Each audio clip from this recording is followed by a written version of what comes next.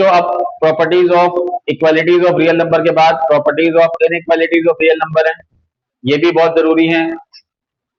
सवाल नंबर 2, सवाल नंबर 3 और सवाल नंबर 4 करने के लिए ये प्रॉपर्टीज इक्वालिटीज और इनइक्वालिटीज वाली आप समझेंगे, तो ही आप सवाल नंबर 3 और सवाल नंबर 4 एक्सरसाइज 1.2 का सॉल्व कर पाएंगे। तो सवाल properties of equalities of real number अभी हमने किया, अब हम properties of inequalities of real number समझेंगे। सबसे पहली प्रॉपर्टी इसके अंदर आती है ट्राइकोटोमी प्रॉपर्टी।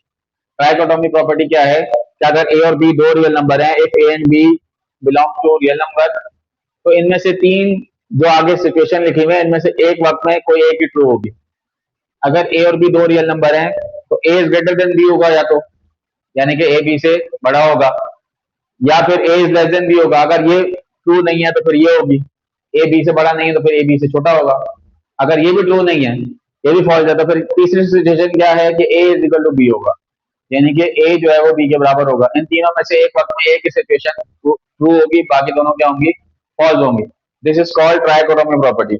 नंबर 2 में transitive property. Transitive property equalities में भी हमने पढ़ी है और ट्रांजिटिव प्रॉपर्टी इनइक्वालिटी में भी है कि अगर ए बी सी तीन रियल नंबर हैं, then A is less than B अगर है और B is less than C है, यानी कि अगर ए बी से छोटा है और बी जो है वो सी से छोटा है, यानी कि सी सबसे बड़ा है, तो अल्टीमेटली हम लिख सकते हैं कि ए इज लेस देन सी। किसी सिचुएशन में ए इज लेस देन सी करना हो तो हम कर सकते हैं, अगर A is less than B और बी इज लेस देन सी हो तो हम ए इज लेस देन सी कर सकते हैं। कैसे? If let's say if a is equal to 2, b is equal to 4, c is equal to 8, तो ट्राइकोटोमी ट्रांजिटिव प्रॉपर्टी के according a is less than b है ना, तो क्या हो जाएगा, 2 is less than 4, सही है बात। और फिर कॉमा लगा के मैं क्या लिख रहा हूं, या एंड लगा के मैं क्या लिख रहा हूं, b is less than c, यानी कि 4 is less than 8, तो ये किसके बराबर होगा, अगर हम इसको लिखें तो ये हो जाएगा 2 is less than 8। ये प्रॉपर्टी वैल्यूज में अगर हम लिखें तो ऐसे लिखेंगे, ठीक है। दूसरे नंबर पे है a is greater than b, अगर a b से छोटा नहीं बल्कि b से बड़ा है, और b जो है वो c से छोटा नहीं बल्कि c से बड़ा है, तो फिर a क्या होगा, a is greater then c हो जाएगा। लेट्स से इसको उल्टा कर देते हैं, इफ a जो है वो 8 है, b इज इक्वल टू 4 है और c इज इक्वल टू 2 है, तो हम क्या कह रहे हैं कि भाई a जो है वो ग्रेटर देन b है ना, तो 8 is greater than b and b is greater then c, तो ultimately a is greater then, यानी कि 8 इज ग्रेटर देन 2 हो जाएगा। This is called transitive property, this is called transitive property. उसके बाद है एडिटिव प्रॉपर्टी। एडिटिव प्रॉपर्टी जैसे equality में थी ऐसे ही इनइक्वालिटी में। इक्वालिटी में हम यहाँ पे जो साइन थे यहाँ पे इक्वल यूज कर रहे थे, अब यहाँ पे इनइक्वालिटी में दो दो दफा यूज होगा, एक दफा लेस देन एक दफा greater than. A B C तीन रियल नंबर है, A is less than B, अगर ए बी से छोटा है तो अगर ए के अंदर मैं सी प्लस कर दूं और बी के अंदर भी सी प्लस कर दूं तो तब भी A plus C is less than B plus C रहेगा, ठीक है। This is called transitive, this is called additive property. उसके बाद a is greater than B अगर, और a प्लस सी अगर मैं कर देता हूं और b प्लस सी कर देता हूं, अगर a is greater than b है तो फिर a plus C is greater than b plus C होगा, ठीक है। कैसे होगा, if let's say if a is less than b है ना, तो a is equal to 2, b is equal to 4 और c जो है वो कुछ भी नंबर ले लें, 6 ले लेते हैं चलो, ठीक है। a इज इक्वल टू, मैंने कहा कि 2 इज लेस देन 4 है, फिर मैंने कहा कि 2 plus 6 is less then 4 plus 6, आप बताएं 2 plus 6 is less then 4 plus 6 होगा कि नहीं, 8 इज लेस देन 10 होगा। तो इसी तरह ग्रेटर देन में भी आप कर सकते हैं, a is greater than b अगर है तो a plus C is greater than b plus C होगा, बिल्कुल ऐसे ही होगा, लेकिन आपको a की जगह 4 और b की जगह 2 करके करेंगे तो ये ऐसे ही प्रूव हो जाएगा। फिर मल्टीप्लिकेशन प्रॉपर्टी है, मल्टीप्लिकेशन प्रॉपर्टी बिल्कुल ऐसे ही है जैसे एडिशन प्रॉपर्टी है, एडिटिव प्रॉपर्टी है। ए बी सी तीन रियल नंबर है, अगर a is greater than b है तो A C is greater than B C होगा, लेकिन आपने यहाँ पर एक चीज का ख्याल रखना है कि c जो है वो ग्रेटर देन 0 होना चाहिए।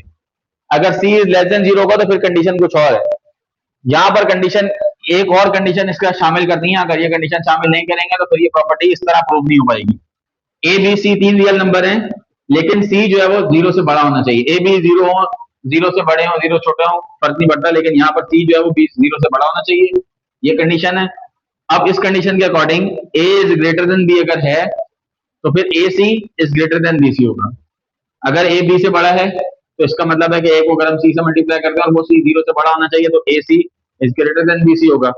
अगर A is less than B है तो A C is less than B C हो जाएगा, जैसे ये ग्रेटर देन था वैसे ही लेस देन हो गया। सिमिलरली अगर c is less than zero हो गया, यानी कि c जो है वो माइनस वाली वैल्यू है, लेस देन जीरो का मतलब है नेगेटिव वैल्यू है, और ग्रेटर देन जीरो का मतलब पॉजिटिव वैल्यू है, यानी कि 2 3 4 1 2 3 4। अगर लेस देन जीरो है तो फिर -1 -2 -3 इस तरह चलेगा ना। तो अगर a is greater than b है, अगर c is less than zero है, a is greater than b अगर हम करेंगे तो फिर यहाँ पर A C is less than B C हो जाएगा। इसको मैं आपको सॉल्व करके दिखाता हूँ तो आपको सही समझ में आएगा। मैं कह रहा हूं कि c is less than zero यानी कि c इज इक्वल टू -1 है, ठीक है। c is less than zero का मतलब ये है, c is less than zero का मतलब है c इज इक्वल टू -1, ठीक है। अब मैं कह रहा हूं कि a is greater than b, a is greater than b का मतलब है a की वैल्यू यही ले लेते हैं, a is greater than b का मतलब क्या है यहाँ पे ले लेते हैं, a is less than b वाला कर लेते हैं, a is less than b यानी कि 2 is less then 4, a is less then 4, ठीक है। अब मैं कह रहा हूं AC is less then BC, AC is less then BC नहीं है, AC is greater then BC होगा, ठीक है। कैसे होगा, 2 multiply -1 greater than 4 multiply -1, 2 multiply -1 -2 होता है और 4 मल्टीप्लाई -1 -4 होता है। अब आप मुझे बताएं इन दोनों में से ग्रेटर कौन सा है, -2 इज ग्रेटर देन -4 या -4 इज ग्रेटर देन -2? जल्दी से वीडियो रोकेंगे, कमेंट करके बताएंगे ईमानदारी के साथ कि इनमें से कौन सा ग्रेटर है। मैं आपको बताता हूं इनमें से कौन सा ग्रेटर है। -2 is greater then -4, -2 is greater then -4। अगर इन माइनस नहीं होते तो फिर जाहिर सी बात है 2 इज लेस देन 4 होता, लेकिन ये माइनस में है तो इसलिए -2 इज ग्रेटर देन -4 होगा। तो आप ये देखें कि हमारी प्रॉपर्टी शुरू कहां से हुई थी कि a इज लेस देन 4। अगर a लेस देन 4 है और c इज लेस देन 0 है तो फिर यहाँ जो है वो ये साइन चेंज हो जाएगा, ये वैल्यू जो है वो इससे अब ग्रेटर हो जाएगी, लेस नहीं रहेगी। तो इसलिए ये वाली प्रॉपर्टी मैंने आपको प्रूव करके दिखाई, a is less than b है, ac is greater then bc हो जाएगा। इसी तरह a अगर ग्रेटर देन b है तो ac is less then bc हो जाएगा। सही है बच्चों, समझना है गौर से, ध्यान से। अगर c इज लेस देन 0 है तो फिर ये प्रॉपर्टी ऐसे प्रूव होगी, यहाँ पे a is greater than b है तो फिर यहाँ ac is less then bc हो जाएगा, a is less than b है तो ac is greater then bc हो जाएगा। ये बात याद रखनी है आप लोगों ने, ठीक है। उसके बाद है रेसिप्रोकेटिव प्रॉपर्टी। रेसिप्रोकेटिव प्रॉपर्टी में क्या है कि a b c तीन रियल नंबर है, A B are of same sign, अगर ए बी सेम साइन के हैं यानी कि ए के साथ ए भी नेगेटिव है तो बी भी नेगेटिव है, ए पॉजिटिव है तो बी भी पॉजिटिव होना चाहिए, ठीक है। तो फिर प्रॉपर्टी ऐसे प्रूव होगी कि ए इज लेस देन बी है, अगर A is less than B है तो 1/a is greater then 1/b होगा। ये कैसे है, आप जब डिवाइड करेंगे ना तो डिवाइड में फिर ये ग्रेटर देन होगा, ये प्रॉपर्टी प्रूव है, आपको यही रखना है। अगर A is less than B है, A is less than B यानी कि a 2 और b 4 है, ठीक है। तो 1/2 डिवाइड 1/2 और 1/4 को जब आप डिवाइड करेंगे तो 1/2 का जो जवाब आएगा वो 1/4 से ग्रेटर होगा, ठीक है। जैसे आप करके देख लें, 1/2 का जवाब आएगा 0.5, 1/4 का जवाब आएगा 0.25, 0.5 इज ग्रेटर देन 0.25, ठीक है। तो इसके ऑपोजिट में क्या लिखा हुआ है कि अगर 1/a is less then 1/b है तो a is greater than b, ये नहीं, इसी प्रॉपर्टी को उल्टा करके लिखा हुआ है, ठीक है। अगर हम यहां देखें तो अगर a is greater than b है यानी कि a 4 है और b 2 है तो 1/a is less then 1/b यानी कि 1/a यानी कि 1/4 इज लेस देन 1/2, 1/4 का जवाब आएगा 0.25, 1/2 का जवाब आएगा 0.5, दोनों लेस देन हो जाएंगे, ठीक है। a is 1/a is less then 1/b हो जाएगा, ठीक है। समझ में आ रहा है बच्चों, मजा आ रहा है। उसके बाद कैंसिलेशन प्रॉपर्टी पे आएंगे। कैंसिलेशन प्रॉपर्टी क्या है कि if A B C belongs to real number, अगर ए बी सी तीन रियल नंबर हैं, A plus C is greater than B plus C है, जैसे इक्वालिटी पे कैंसिलेशन प्रॉपर्टी पढ़ी थी कि ए प्लस सी अगर बी प्लस सी के बराबर था वहां पे तो फिर A is equal to B था। बिल्कुल इसी तरह A plus C is greater than B plus C है तो सी से सी कैंसिल हो जाएगा, ए ग्रेटर देन बी हो जाएगा। अगर A plus C is less than B है, बी प्लस सी है तो फिर ए लेस देन बी हो जाएगा। लेकिन ये तभी हो पाएगा, ये तभी हो पाएगा जब c इज ग्रेटर देन 0, ठीक है ना। a plus C is greater than B plus C is equal to A is greater than B, ठीक है ना। A is greater than B तभी हो पाएगा। अब यहाँ पर है A C is greater than B C, ये भी तभी हो पाएगा जब सी इज ग्रेटर देन 0 है, यानी कि A C is greater than B C तभी हो पाएगा A is greater than B जब सी इज ग्रेटर देन 0, ठीक है। A C is less than B C, यानी कि ए सी बी सी से छोटा है, और बी सी से सी कैंसिल करें तो फिर A is less than B हो जाएगा। लेकिन अगर सी 0 से छोटा हो जाएगा फिर कहानी यहाँ पे वही वाली चेंज हो जाएगी जैसे यहाँ चेंज हुई थी, ठीक है। पॉजिटिव में सी बड़ा हो या छोटा हो इससे फर्क नहीं पड़ता, लेकिन मल्टीप्लाई करते वक्त, एडिशन करते वक्त सी बड़ा हो या छोटा हो इससे फर्क नहीं पड़ता, लेकिन मल्टीप्लाई करते वक्त इससे फर्क पड़ेगा कि सी 0 से बड़ा है या छोटा है, ठीक है। दोबारा बता देता हूं, A plus C is greater than B C, A is greater than B, C से सी कैंसिल हो जाएगा। यही प्रॉपर्टी हमने जो है वो कैंसिलेशन प्रॉपर्टी हमने इक्वालिटी में ही पढ़ी थी, अब हम इनइक्वालिटी में पढ़ रहे हैं तो यहाँ पर ग्रेटर देन आ रहा है। A plus C is greater than B plus C का मतलब है A is greater than B, यानी कि सी से सी कैंसिल हो गया तो A is greater than B हो गया। A plus C is less than B plus C, इसका क्या मतलब हुआ कि सी से सी कैंसिल हो जाएगा, जैसे A plus C is less than B plus C था इसी तरह A is less than B हो जाएगा। मल्टीप्लाई पे अगर आए तो A C is greater than B C तभी होगा A is greater than B जब सी इज ग्रेटर देन 0 होगा। जैसे अभी हमने यहाँ पढ़ा कि मल्टीप्लाई में सी का 0 से बड़ा होना बहुत जरूरी है, अगर सी 0 से छोटा हो जाएगा तो फिर कहानी चेंज हो जाएगी, तो फिर वो साइन चेंज हो जाएंगे। इसलिए अगर हम यहाँ पे सिर्फ उन्होंने एक ही कंडीशन लिखी है, अगर सी ग्रेटर देन 0 है तो A C is greater than B C बराबर होगा A is greater than B के, और अगर A C is less than B C है तो बराबर होगा A is less than B के, लेकिन सी इज ग्रेटर देन 0 होना जरूरी है, सी नेगेटिव में नहीं होगा। तो फिर वही होगा कि सी से सी कैंसिल हो जाएगा, ए इज ग्रेटर देन बी लिखा हुआ है, सी से सी कैंसिल हो जाएगा, ए इज लेस देन बी लिखा हुआ है। तो बच्चों उम्मीद है आपको वीडियो समझ में आई होगी, कॉन्सेप्ट समझ में आए होंगे, पढ़ाने का स्टाइल पसंद आया होगा। आपने मेरे चैनल को सब्सक्राइब कर लेना है लर्निंग ऑफ मैथ्स के नाम से, और वीडियो को लाजमी शेयर करना है। तो स्टूडेंट्स अब हम सॉल्व करेंगे क्वेश्चन नंबर 3 और क्वेश्चन नंबर 4 एक्सरसाइज 1.2 का।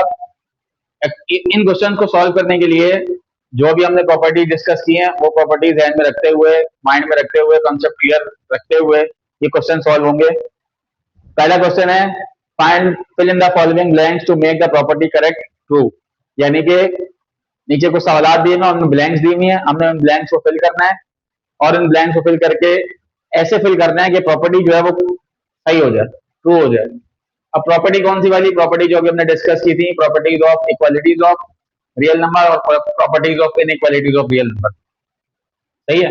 उसमें सबसे पहला सवाल है 5 is less than 8 and 8 is less than 10, यानी कि 5 8 से छोटा है और एंड 8 जो है वो 10 से छोटा है। ऐसी प्रॉपर्टी जिसमें 5 8 से छोटा हो और 8 10 से छोटा हो, ये कहते हैं हम ट्रांजिटिव प्रॉपर्टी। अब हमें बताना है कि भाई कौन सी चीज किससे छोटी हो सकती है, इसको देखते हुए। तो आप याद करें ट्रांजिटिव प्रॉपर्टी को। ट्रांजिटिव प्रॉपर्टी में हमने कहा था कि ए इज लेस देन बी होगा, बी इज लेस देन सी होगा, तो हम कह सकते हैं ए इज लेस देन सी होगा। तो यहाँ पे हम लिख सकते हैं 5 इज लेस देन 10, ठीक है। तो इन दो ब्लैंक्स में आएगा 5 एंड 10, इन दो ब्लैंक्स में आएगा 5 10। लेट्स से ए 5 है, बी 8 है और सी 10 है, तो 5 इज लेस देन 10 आ जाएगा। सेकंड क्वेश्चन है 10 is greater then 8 and 8 is greater then 5। बिल्कुल वैसी प्रॉपर्टी है लेकिन लेस देन की जगह ग्रेटर देन लगा हुआ है। 10 8 से बड़ा है और 8 5 से बड़ा है। तो हमने, आप याद करें ट्रांजिटिव प्रॉपर्टी में हमने क्या पढ़ा था कि ए इज ग्रेटर देन बी अगर होगा और बी इज ग्रेटर देन सी अगर होगा। A is greater than B होगा और बी इज ग्रेटर देन सी होगा, तो हम ए इज ग्रेटर देन सी कर सकते हैं, यानी कि हम यहाँ पे लिख सकते हैं 10 इज ग्रेटर देन 5, ठीक है। तो इन दो ब्लैंक्स में ही आएगा। तीसरा सवाल है 3 is less than 6, 3 is less than 6, 3 is less than 6। फिर आगे इक्वल टू का निशान बना हुआ है 3 plus 9 is less then dash plus dash. अगर 3 6 से छोटा है, 3 इज लेस देन 6 है, तो 3 प्लस 9 किस दो नंबरों के प्लस से छोटा होगा।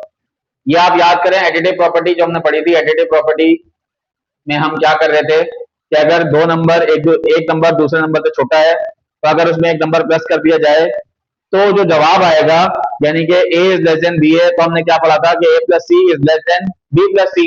तो b क्या है 6 है ना, 6 प्लस c की जगह क्या आ जाएगा 9। जैसे यहाँ 3 प्लस 9 है वैसे यहाँ 6 प्लस 9 आ जाएगा। 3 प्लस 9 छोटा होगा 6 प्लस 9 से, क्योंकि 3 6 से छोटा है, ठीक है। एडिटिव प्रॉपर्टी ध्यान में रखते हुए ये सवाल सॉल्व हो जाएगा, ये ब्लैंक सॉल्व हो जाएगी। सवाल नंबर 4 4 इज लेस देन 6, बिल्कुल सिमिलर सवाल है। 4 is less than 6, equal to का निशान बना हुआ है। 4 plus 8 is less than what? 4 plus 8 is less than 6 plus 8। ठीक है।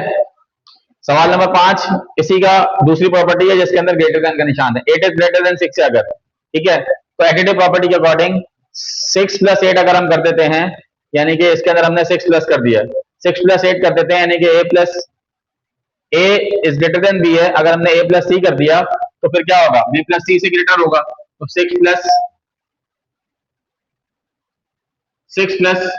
6 जो है वो इस 6 प्लस 8 से बड़ा होगा। 6 प्लस 6 क्यों? इसके अंदर 6 ऐड कर दें, ये वैल्यू यही रहेगी और उसके ऊपर 6 ऐड कर दिया इसके अंदर, तो ये होगा 6 प्लस 6। ठीक है, तो 6 प्लस 8 ग्रेटर देन 6 प्लस 6। ये तीनों प्रॉपर्टी जो थी वो एडिशन प्रॉपर्टी थी, ये दोनों प्रॉपर्टी जो थी वो ट्रांजिटिव प्रॉपर्टी थी। आपने प्रॉपर्टीज अभी डिस्कस की हम लोगों ने, प्रॉपर्टी सवाल हल करने से पहले, तो वो प्रॉपर्टीज देख लेनी दोबारा से। ठीक है, उसके बाद एनी प्रॉपर्टी से रिलेटेड एक और सवाल है, fill in the following blank, similar सवाल है, which make the property correct true. ठीक है, पहला सवाल है 5 इज लेस देन 7। अगर 5 इज लेस देन 7 है तो ये किस चीज के बराबर होगा? 5 मल्टीप्लाई बाय 12 किसके लेस देन होगा? 5 मल्टीप्लाई बाय 12 का मतलब है कि आप याद करें, हमने मल्टीप्लिकेटिव प्रॉपर्टी पढ़ी थी, यहां तक एडिशन प्रॉपर्टी थी, अब मल्टीप्लिकेटिव प्रॉपर्टी का अलग से सवाल आया हुआ। अगर ए लेस देन बी है तो A C is less than B C होगा। A C is less than B C होगा। फर्स्ट करेंगे सी है, ये ए सी हो गया, तो बी सी क्या होगा? 7 मल्टीप्लाई बाय 12। तो 5 is multiply by 12 is less then 7 multiply by 12 होगा। ठीक है, वैसी ही प्रॉपर्टी है लेकिन ग्रेटर देन का निशान है। 7 ग्रेटर देन 5 है अगर, तो 7 मल्टीप्लाई बाय 12 ग्रेटर देन किसके होगा? Greater than what? A is greater than B है अगर, मल्टीप्लिकेटिव प्रॉपर्टी में हमने पढ़ा था कि अगर A is greater than B है तो A C is greater than B C होगा। A C is greater than B C होगा तो अब क्या होगा? यहां पे आ जाएगा 5 multiply by 12। 7 multiply by 12 is greater then 5 multiply by 12। ये अब आपने ये भी याद रखना है कि ये तब हुआ था, ये दो चीज तब हुई थी जब हमने कहा था कि सी इज ग्रेटर देन 0 होगा। अगर सी इज लेस देन 0 होगा तो फिर ये प्रॉपर्टी में ग्रेटर देन और लेस देन के निशानों को हमने उल्टा करना होता है। अगर सी इज लेस देन 0 होगा, only if C is less than 0। तो अभी यहाँ पे तो सी इज ग्रेटर देन 0 है क्योंकि 12 है और 12 है। लेकिन जैसे ही सवाल नंबर 3 और सवाल नंबर 4 को देखेंगे तो यहाँ पे लिखा हुआ 6 इज ग्रेटर देन 4, यानी कि ए इज ग्रेटर देन बी। तो फिर किसके इक्वल आ रहा है? 6 मल्टीप्लाई बाय -7। अब यहाँ पे सी जो है वो -7 आ गया। लेट से सी -7 है, जैसे सी 12 था, सी अगर -7 है तो 6 मल्टीप्लाई बाय -7 और 4 मल्टीप्लाई बाय -7 के बीच में कौन सा निशान आएगा? ठीक है, अब जिन्होंने प्रॉपर्टी अच्छे तरीके से समझी थी और ये समझा था कि अगर सी जो है हमारा वो लेस देन 0 होगा तो फिर हमें क्या करना पड़ेगा? अगर यहाँ ग्रेटर देन का निशान है तो फिर हमें यहाँ उल्टा कर देना पड़ेगा, लेस देन करना पड़ेगा, यानी कि 6 मल्टीप्लाई -7 ग्रेटर देन नहीं होगा बल्कि लेस देन हो जाएगा 4 मल्टीप्लाई -7 से, क्योंकि माइनस वाली वैल्यू में जितनी वैल्यू बड़ी होती जाती है उतनी छोटी होती जाती है अगर सिर्फ माइनस लगा हुआ है। ठीक है, कॉन्सेप्ट याद रखना है आपने। बिल्कुल इसी तरह 2 इज लेस देन 8। अगर 2 लेस देन 8 है, अगर 2 लेस देन 8 है तो 2 मल्टीप्लाई -4 क्या होगा? 8 मल्टीप्लाई -4 से। अगर 2 लेस देन 8 है तो इसका उलट साइन क्या होगा? 2 multiply -4 is greater then 8 multiply by -4। ठीक है, क्वेश्चन नंबर 5 आपके पास है, find the additive and multiplicative inverse of the following real numbers. ये उन प्रॉपर्टी से हटके सवाल है, लेकिन एडिटिव इनवर्स और मल्टीप्लिकेटिव इनवर्स हमने पहले प्रॉपर्टीज में पढ़ा है, प्रॉपर्टीज ऑफ रियल नंबर में, तो ये उससे रिलेटेड सवाल है जिसके अंदर है कि एडिटिव और मल्टीप्लिकेटिव इनवर्स बताना है। नीचे कुछ सवाल दिए हैं, टोटल 6 क्वेश्चन है। इन क्वेश्चंस का हमने एडिटिव इनवर्स और मल्टीप्लिकेटिव इनवर्स दोनों बताने एक ही क्वेश्चन के। ठीक है, तो हर क्वेश्चन में हमने एडिटिव इनवर्स और मल्टीप्लिकेटिव इनवर्स इस तरह कर सकते हैं आप, या फिर एक कॉलम बना के एडिटिव इनवर्स में सारों का जवाब लिखते हैं और मल्टीप्लिकेटिव इनवर्स में सारों का जवाब लिखते हैं। अगर आप ऐसा करना चाहते हैं या आपके टीचर ऐसा करवाते हैं तो ऐसे करते हैं, लेकिन ऐसे भी कर सकते हैं और दूसरे तरीके से भी कर सकते हैं, कॉलम बना के करना चाहें तो। हमारे बस ये करना है कि एडिटिव इनवर्स और मल्टीप्लिकेटिव इनवर्स बताना है हर क्वेश्चन का। लेट्स से फर्स्ट क्वेश्चन है मेरे पास 3, तो 3 का एडिटिव इनवर्स क्या होगा? आप याद करें, मैंने आपको प्रॉपर्टीज ऑफ रियल नंबर पढ़ाते वक्त बताया था कि एडिटिव इनवर्स किसी नंबर का उसके ऑपोजिट साइन होता है। अगर उसके ऑपोजिट साइन से उसको ऐड कर दें तो जो जवाब आएगा वो 0 होगा, वो एडिटिव आइडेंटिटी कहलाता है। ठीक है, और उस नंबर का जो नेगेटिव साइन होता है या ऑपोजिट साइन होता है वो उसका एडिटिव इनवर्स होता है। तो 3 का एडिटिव इनवर्स क्या होगा? -3। 3 का एडिटिव इनवर्स क्या होगा? -3।